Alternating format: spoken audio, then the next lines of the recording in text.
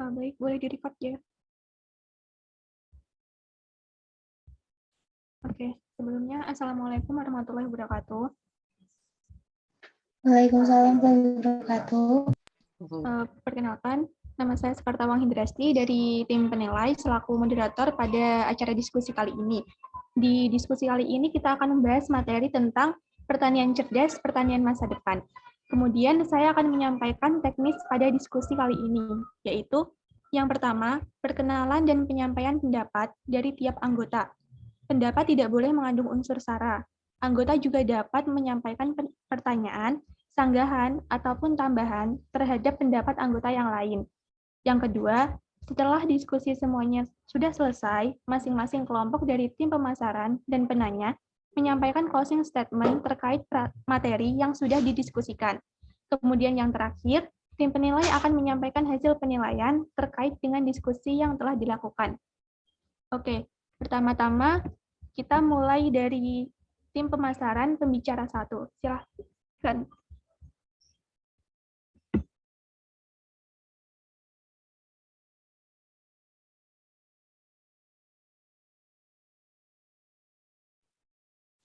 Apakah suara saya terdengar?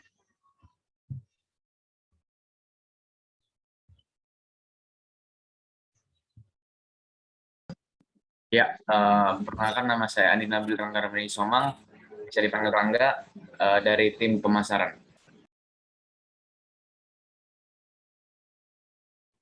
Perkenalkan, nama saya Aulia Nadira Putri dari tim pemasaran. Perkenalkan, nama saya Tiara Antika dari tim pemasaran.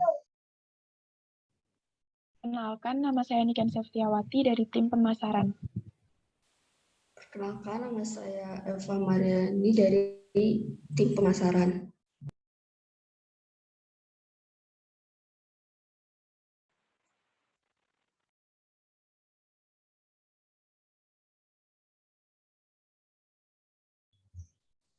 Baik, untuk tim pemasaran apakah sudah semua?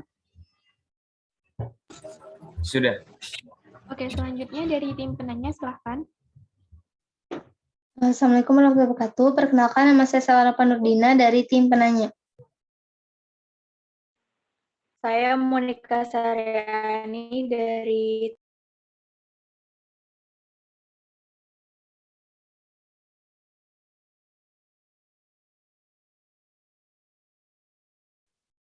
Saya Nabila Hana Astari dari tim penanya.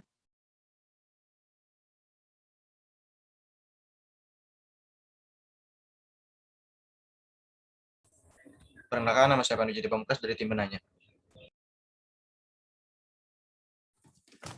Perkenalkan, nama saya Aska Zara Dwi Maulani dari tim penanya. Sebelumnya saya minta maaf karena saya on-cam dikarenakan kendala jaringan.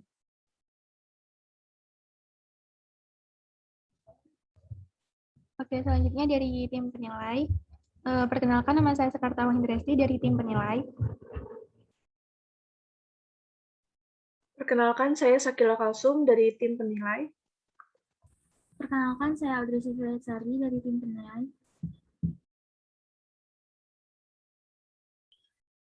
Saya Natasha Runisa dari tim penilai. Dan juga Ilham Fatki Alam dari tim penilai. Baik, selanjutnya kita akan lanjut ke diskusi kali ini, dimulai dari tim pemasaran, pembicara 1. Silakan menyampaikan pendapatnya.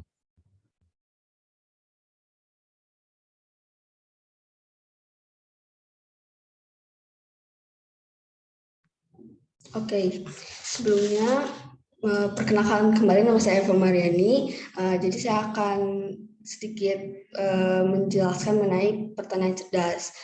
Pertanian cerdas itu merupakan suatu konsep pengelolaan pertanian yang berbasis teknologi yang bertujuan untuk meningkatkan jumlah dan produktivitas jumlah dan kualitas suatu produk. Nah, teknologi yang digunakan ini atau yang tersedia agar dapat digunakan oleh petani ada seperti sensor, perangkat lunak, konektivitas, lokasi, robotika, dan analisis data.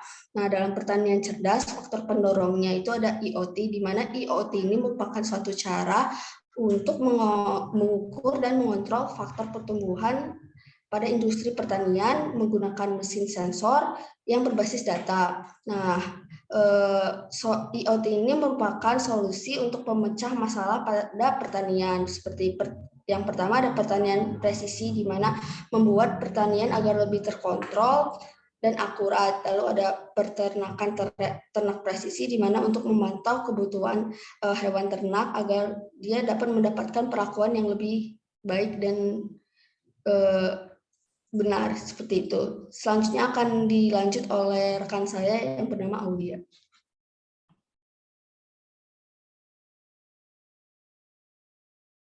Selanjutnya, salah satu teknologi yang diterapkan pada pertanian cerdas. Yang pertama itu ada otomatisasi di rumah kaca cerdas.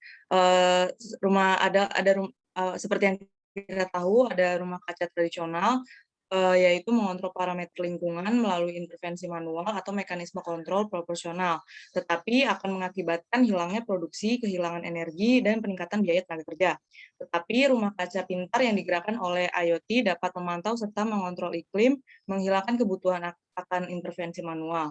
Dengan berbagai sensor dikerahkan untuk mengukur parameter lingkungan sesuai dengan kebutuhan spesifik tanaman, sehingga data yang didapat dapat disimpan dalam platform berbasis cloud untuk pemrosesan dan kontrol lebih lanjut. Lalu ada drone pertanian. Drone ini akan melakukan pemantauan darat maupun udara. Salah satu manfaatnya adalah untuk penilaian kesehatan tanaman, irigasi, pemantauan tanaman, penyemprotan tanaman, penanaman, analisis tanah dan lapangan, dan bidang lainnya. Drone ini juga mengumpulkan citra multispektral, termal, dan visual saat terbang. Data yang dikumpulkan memberi petani wawasan tentang berbagai metrik, indeks kesehatan tanaman, penghitungan tanaman dan prediksi hasil, pengukuran tinggi tanaman, pemetaan tutupan kanopi, dan lain sebagainya.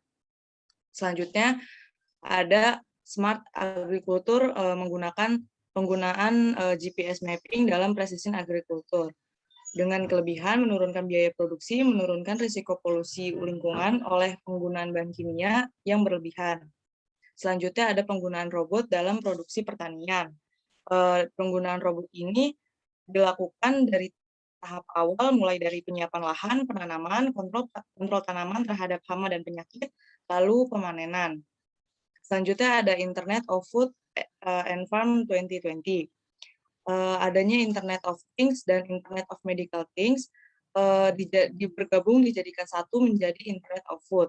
Lalu proyek ini diinisiasi oleh Komisi Eropa menjadi Internet of Food and Farm 2020 yang merupakan bagian dari Horizon 2020 Industrial Leadership untuk mengeksplorasi melalui penelitian dan konferensi reguler potensi teknologi IoT untuk industri pangan dan pertanian Eropa.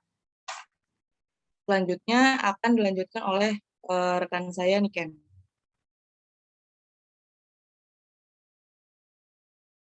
Ya, selanjutnya akan dilanjutkan oleh saya ya. Selanjutnya itu ada revolusi hijau ketiga. Nah, pertanian cerdas ini kan digerakkan oleh IoT sekarang ya, Internet of Things atau Internet untuk segala. Yaitu pertanian cerdas yang digerakkan oleh IoT merupakan revolusi hijau ketiga setelah revolusi pemulihan tanaman dan genetika H2. Revolusi hijau ketiga pada aplikasi gabungan teknologi analitik peralatan pertanian seperti analitik data berawak atau drone, robotika, dan lain-lain. Selanjutnya revolusi pertanian cerdas itu meliputi penggunaan pestisida dan pupuk akan turun sementara, efisiensi secara keseluruhan akan meningkat. Teknologi IoT juga memungkinkan penurunan makanan lebih baik, meningkatkan keamanan pangan, bermanfaat bagi lingkungan, seperti contohnya penggunaan air yang lebih efisien. Selanjutnya, dengan teknologi revolusi hijau ketiga yang berbasis IoT ini dapat menghasilkan produksi pertanian yang lebih produktif dan berkelanjutan, berdasarkan pendekatan yang lebih tepat dan lebih hemat sumber dayanya. Dan latar belakang internet pertanian ini juga diadaptasi oleh IPB, yaitu dalam IPB 4.0, yaitu Agromaritim 4.0. seperti halnya dalam karakteristik IPB, yaitu yang berbasis inspirasi, inovasi, dan integritas. Dan pemikiran dan gagasan dalam implementasi Internet of Things revolusi hijau ini telah dikembangkan dalam pemikiran-pemikiran yang sudah dikembangkan oleh IPB. Contohnya yaitu seperti revolusi industri 4.0 dan respon IPB itu tantangan pembangunan agromaritim dan konsep agromaritim. Selanjutnya ada pertanian era digital 4.0 dalam karakter pertanian berkelanjutan dan pendidikan pertanian di era digital. Selanjutnya ada perikanan dan kelautan seperti smart fishing, precision aquaculture, dan smart processing. Selanjutnya akan dilanjutkan oleh rekan saya, Niken. Sebelumnya, apakah suara saya sudah terdengar jelas? Untuk selanjutnya yaitu tentang di IPB sendiri, tentang pemikiran, gagasan, dan implementasi smart agriculture di IPB. Nah, itu ada di bidang pertanian, yaitu pertanian yang cerdas untuk kelanjutan.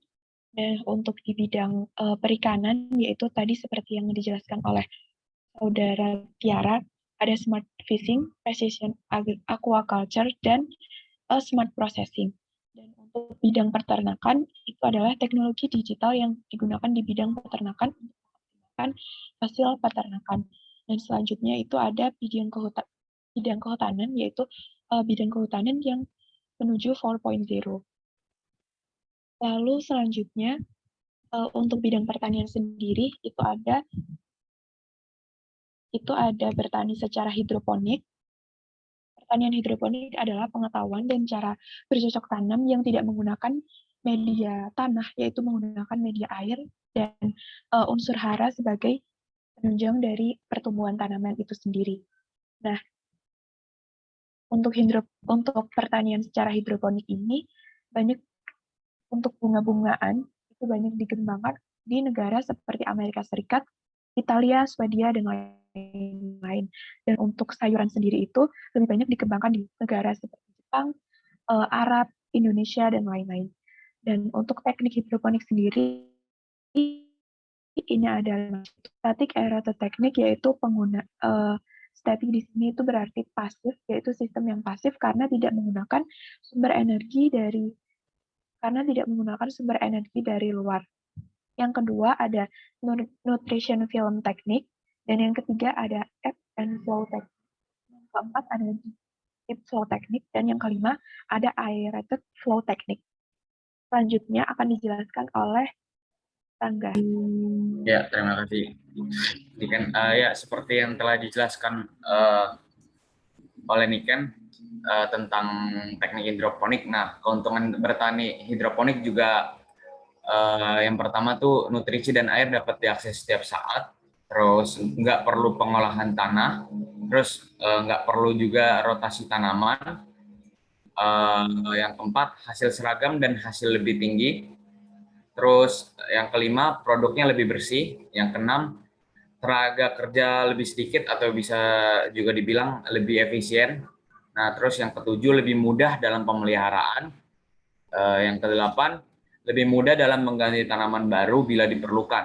Nah, yang terakhir, dapat merupakan tempat dan cara untuk memperbaiki mutu tanaman.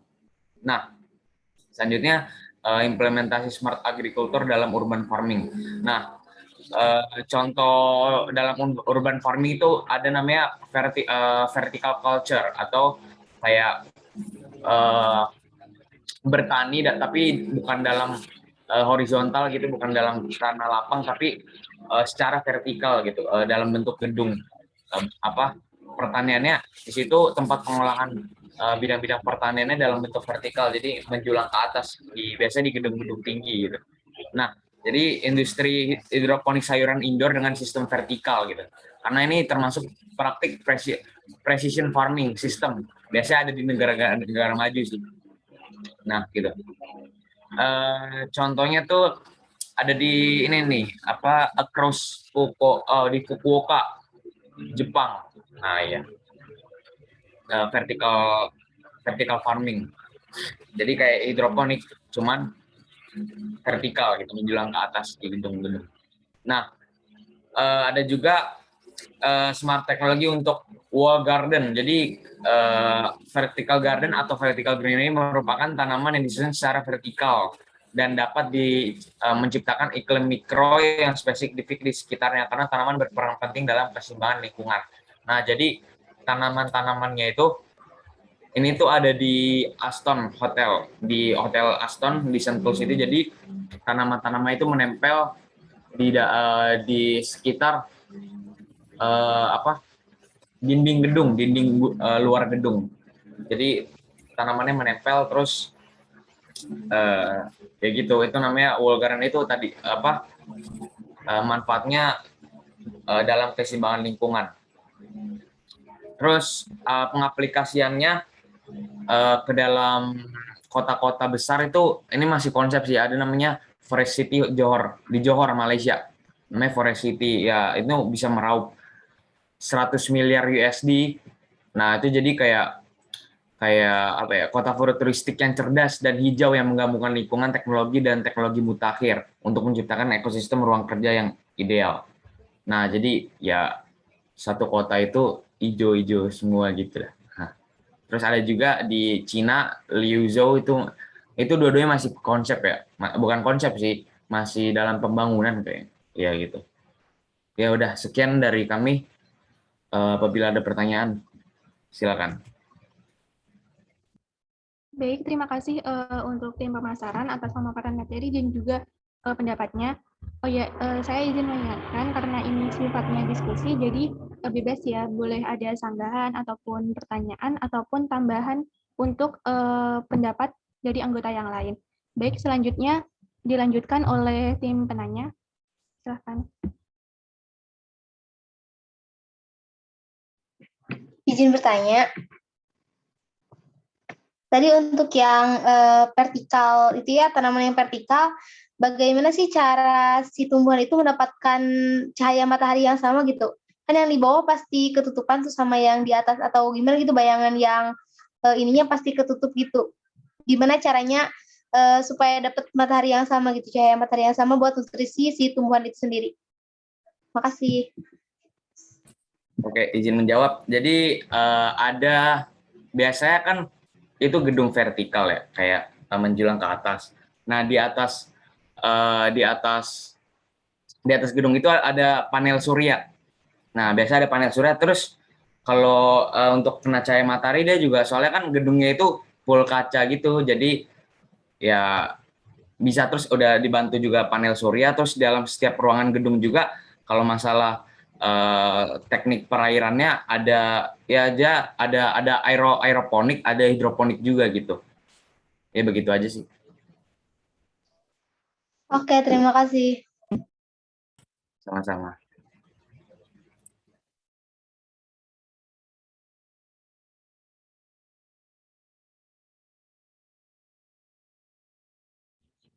Baik, apakah dari tim penanya ada pertanyaan lagi ataupun sanggahan?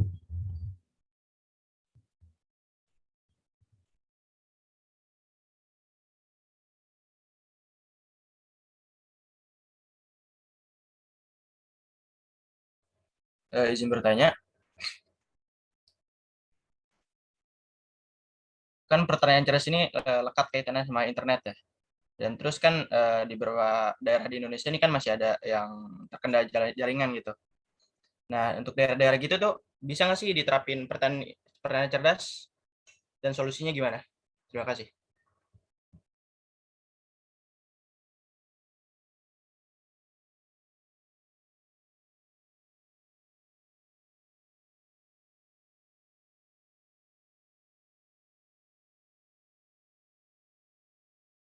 Silakan untuk tim pemasaran menjawab.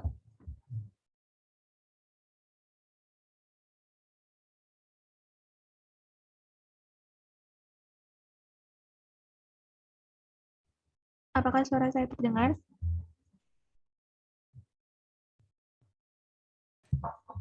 Dia terdengar sekarang. Sebentar lagi diskusikan.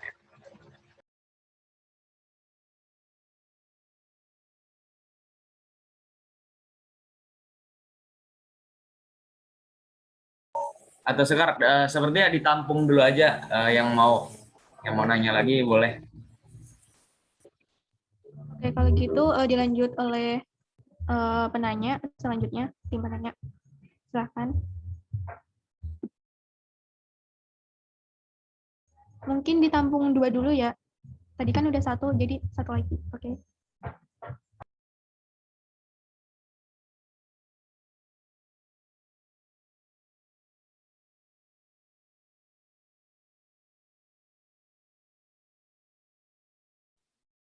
Ya, baik, izin bertanya.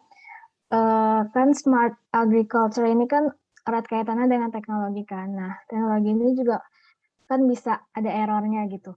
Bagaimana kalau misalnya nih drone gitu salah menghitung atau apapun itu, kalau ada error seperti itu, apakah kita mudah mengetahuinya dan bagaimana cara mengatasinya? Terima kasih.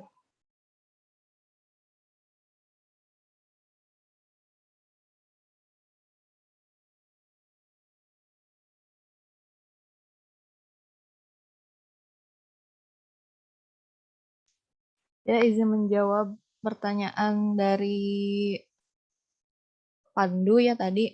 Pertanyaannya bagaimana, apakah pertanian cerdas dapat diterapkan di desa-desa yang susah internet?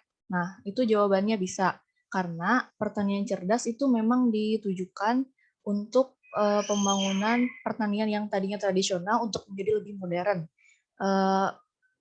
Contohnya itu kan pada zaman Orde Baru, pada zaman Soeharto itu sudah pernah ada diterapkan di desa-desa itu dengan cara memilih bibit unggul, lalu pemupukan secara teratur, irigasi yang cukup, pemberantasan hama secara intensif, dan teknik penanaman yang teratur. Nah, teknik penanaman yang teratur ini juga melibatkan teknologi-teknologi supaya pertanian di Indonesia itu lebih cerdas dan berbasis IoT. Nah, selain itu juga cara penerapannya yaitu dengan cara peningkatan kualitas dan kuantitas produksi tani dengan cara meningkatkan produktivitas kerjanya, lalu menambah faktor produksi pertaniannya, lalu dengan cara pengembangan keanekaragaman jenis produk pertaniannya supaya tidak itu-itu saja, karena kan sudah dibantu juga oleh teknologi, jadi bisa mengetahui bagaimana sih tanah yang cocok untuk ditanami keanekaragaman jenis-jenis pertanian produknya. Lalu yang terakhir itu dengan cara memulihkan lahan dan sumber daya pertanian yang sudah ada. Jadi gitu, tinggal dikembangkan saja dan didorong atau lebih ditingkatkan lagi dengan pertanian yang berbasis IoT ini. Sekian, terima kasih.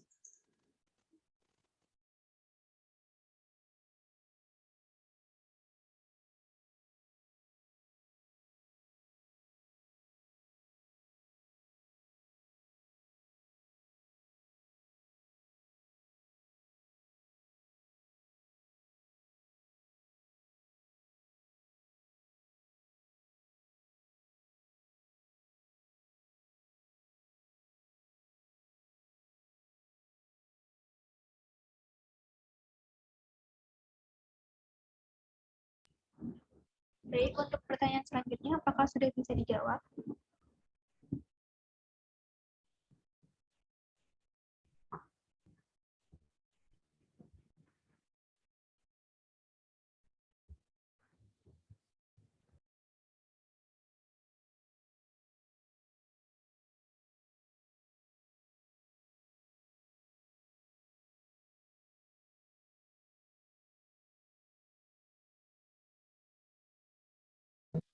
Kalau ada pertanyaan selanjutnya dulu nggak? Ada pertanyaan lagi? Ya, saya izin bertanya.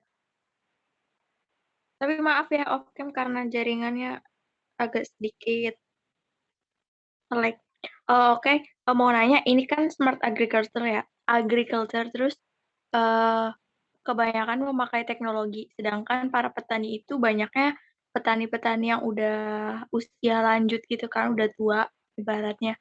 Nah, mereka itu kan biasanya susah banget sama yang namanya beradaptasi sama teknologi kayak gaptek itu. Nah, gimana sih cara biar petani yang tua-tua itu pada bisa mengaplikasikan teknologi yang buat pertanian ini. Nah, sedangkan sekarangnya kan COVID-19 nggak mungkin kita langsung ngajarin secara langsung ke mereka gitu.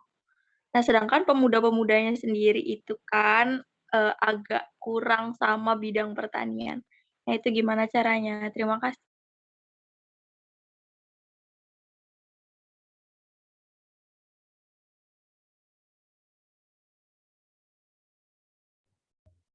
Baik, dilanjutkan pertanyaan selanjutnya.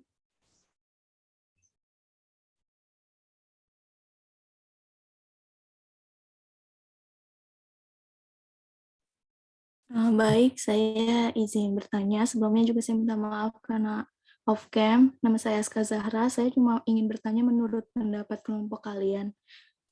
Smart agriculture ini tuh sebenarnya lebih menguntungkan petani atau malah merugikan karena kan harus pakai ini kan teknologi juga gitu. Nah, teknologi kadang suka error, kadang juga nanti kalau misalnya hasil dari pertanian itu nggak laku gitu kan, bayar mesinnya lebih mahal gitu. Itu lebih menguntungkan atau jadi lebih merugikan menurut pendapat kelompok kalian? Terima kasih.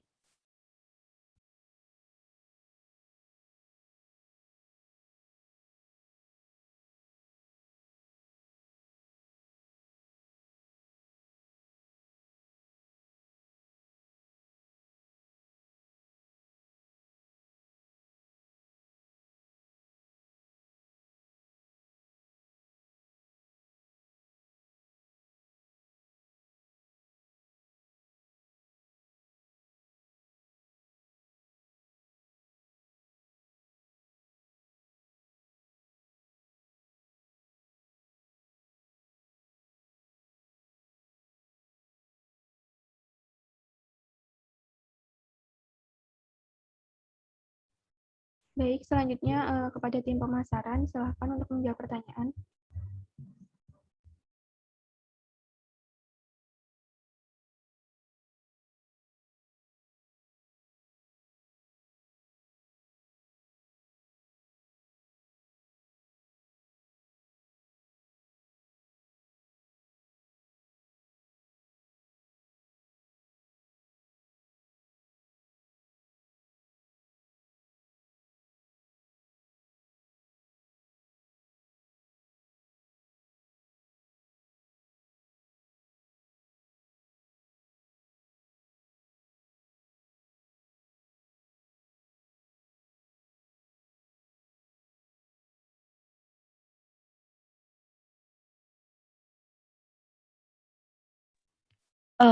Izin menjawab pertanyaan dari Monica. Sebelumnya mohon maaf karena saya izin off cam karena terkendala jaringan.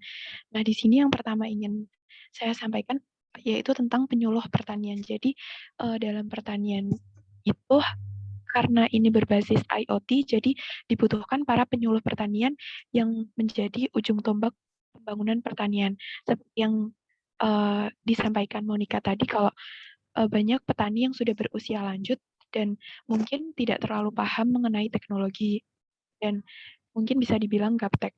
Jadi penyuluh pertanian ini yang akan menyampaikan dan yang akan menjadi sebagai inovator, fasilitator, konsultan, dan komunikator. Nah, pada masa pandemi ini, mungkin memang para penyuluh pertanian tidak bisa turun langsung ke lahan pertanian. Namun bisa aja mungkin hanya 1 atau 2 orang aja begitu, atau ini itu salah satu gunanya dari IoT begitu. Jadi mengenai tentang digitalisasi pertanian. Kurang lebih begitu. Apa sudah terjawab? Ya, terima kasih. Terjawab nih, Kak. Terima kasih.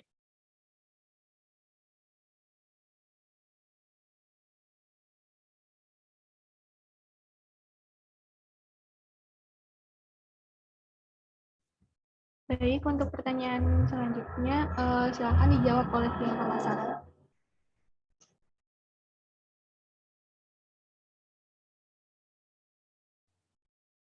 Izin menjawab tentang tadi pertanyaan dari Aska Zahra. apakah pertanian cerdas akan lebih menguntungkan bagi petani atau tidak? Menurut saya akan menguntungkan karena dengan adanya teknologi, cara-cara baru itu akan menghasilkan juga produk dengan kualitas yang lebih baik dari sebelumnya, dan juga akan meningkatkan kuantitas sehingga hasil produknya juga akan lebih banyak. Terus juga memang dengan adanya teknologi ini kan juga tujuannya untuk meningkatkan kuantitas dan kualitas dari produk, dan juga bisa mengoptimalisasikan tenaga kerja yang dibutuhkan. Seperti itu, mungkin ada tambahan dari yang lain.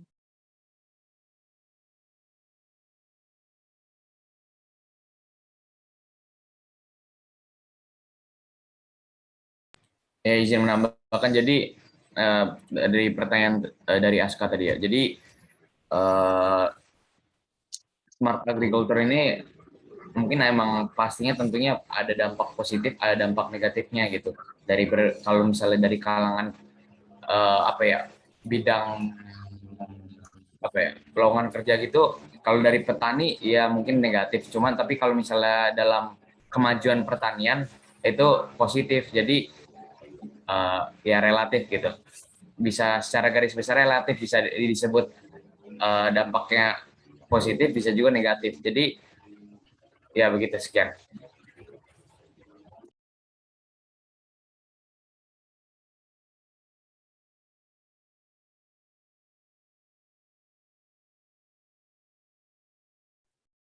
Baik, apakah ada pertanyaan lagi atau terdapat tambahan ataupun sanggahan? Silakan. Baik, selanjutnya saya akan menjawab pertanyaan tadi, bagaimana cara mengatasi drone yang error. Caranya itu kan sebelum kita mengaplikasikan drone itu pasti kita sudah punya data-data tanaman yang bagaimana yang tanaman itu sebelumnya kan belum pakai drone kan. Nah, makanya itu kita pakai pertanian cerdas ini dengan cara menerbangkan drone. Nah, kita itu kan udah punya data-data panennya itu seharusnya seperti apa. Hasil panen itu biasanya itu seperti apa. Nah, untuk mengetahui keeroran drone ini kita pasti tahu kok antara data hasil yang ditangkap oleh drone dan data panen seperti biasanya kok bisa berbeda. Ini udah pasti kita bisa tahu ada kejanggalannya seperti apa. Nah, cara untuk menanganinya itu jika sudah terjadi error seperti ini supaya tidak berkepanjangan, kan kita sudah tahu nih, walaupun drone itu baru sekali tangkap atau baru sekali menjalankan, kita sudah pasti tahu ada keeroran karena kita sudah punya data-data sebelumnya yang memaparkan bagaimana seharusnya produk hasil pertanian itu seperti apa.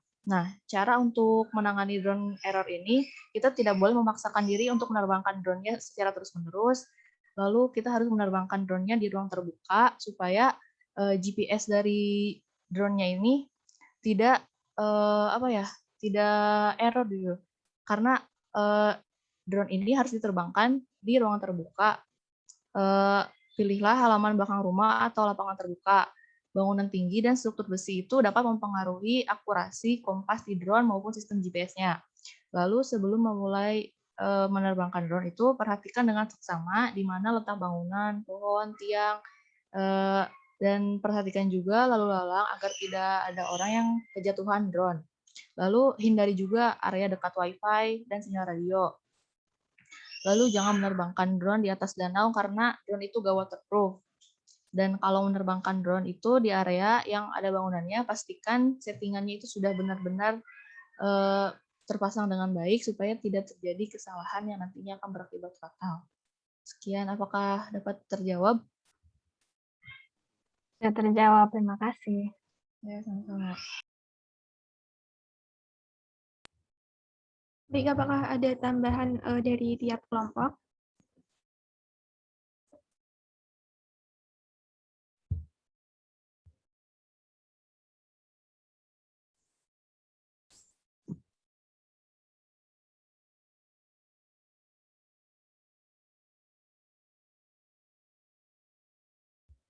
Jika tidak ada tambahan ataupun sanggahan ataupun pertanyaan lagi, mungkin diskusi dicukupkan dan dilanjutkan dengan closing statement.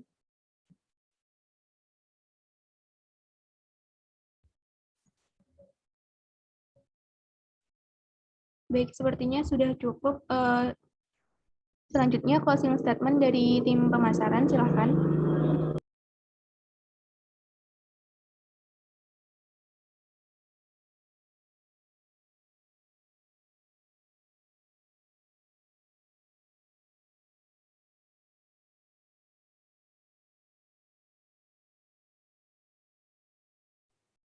Ya, closing statement dari tim pemasaran, yaitu di zaman yang sudah modern ini memang diperlukan peran teknologi di segala bidang, apalagi di bidang pertanian. Hal ini diperlukan untuk meningkatkan kualitas dan kuantitas produk sekaligus mengoptimalkan tenaga kerja yang dibutuhkan. Terima kasih. Selanjutnya closing statement dari tim penanya. Saya izin menyampaikan closing statement. Menurut saya, smart agriculture ini merupakan strategi yang tepat untuk membangun jiwa pemuda yang cinta kepada pertaniannya. Merupakan hal yang dapat dilakukan, apalagi sekarang dunia ini dunia teknologi gitu, di mana para pemuda kita gak mau gitu kotor-kotoran lagi, dan smart teknologi inilah, smart agriculture itu yang menjadi jawaban atas semua jawaban yang ditanyakan kemana pemuda. Terima kasih. Baik, terima kasih atas closing statement-nya dari tim pemasaran dan juga tim penanya. Selanjutnya akan dipaparkan hasil penilaian dari tim penilai. Untuk tim penilai, silakan. Baik, izinkan saya memutar audio dari Ilham karena bermasalah pada komputernya. Terima kasih. Baik, sebelumnya saya Ilham dari tim penilai. Untuk menilai terkait diskusi kita pada pagi hari ini.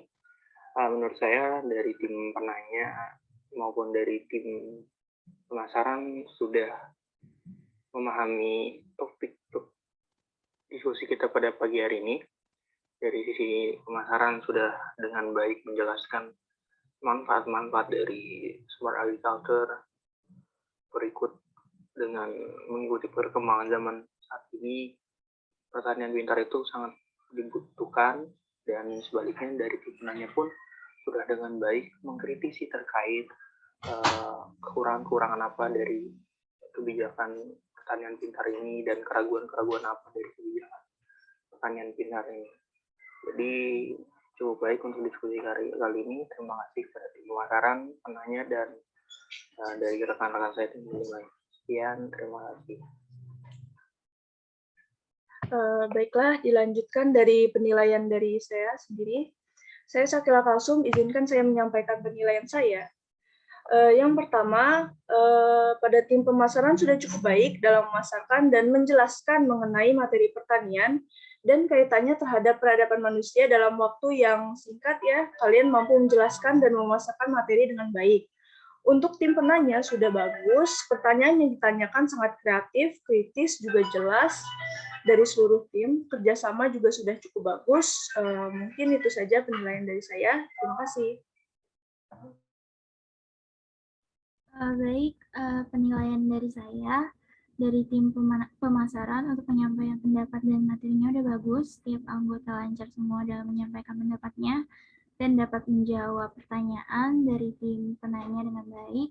Begitu pula dengan tim penanya, masing-masing anggota dapat bertanya dengan baik dan tidak keluar dari topik. Masing-masing tim udah bagus, tidak keluar dari topik yang dibicarakan pada minggu ini, sehingga diskusi pada kali ini dapat berjalan dengan lancar. Mungkin sekian dari saya, terima kasih. Izin masuk, menurut saya juga secara keseluruhan sudah bagus, materi yang disampaikan juga udah sangat baik, nggak keluar dari topik, terus tim penanya juga bertanya sesuai apa yang sudah dijelaskan, sesuai materi, dan tim pemasaran juga bisa menjawab dengan baik. Terakhir, penilaian dari saya, untuk keseluruhan semua tim sudah cukup bagus ya, baik tim pemasaran dan juga tim penanya, materinya sangat dikuasai dengan baik, Dan juga tadi materi yang disampaikan oleh pemasaran juga sangat jelas, meskipun waktunya juga sangat singkat. Dan untuk tim penanya, pertanyaannya juga sangat kritis ya. Jadi diskusi kali ini berjalan dengan cukup lancar. Sekian penilaian dari saya. Baik, mungkin diskusi dicukupkan sampai sekarang.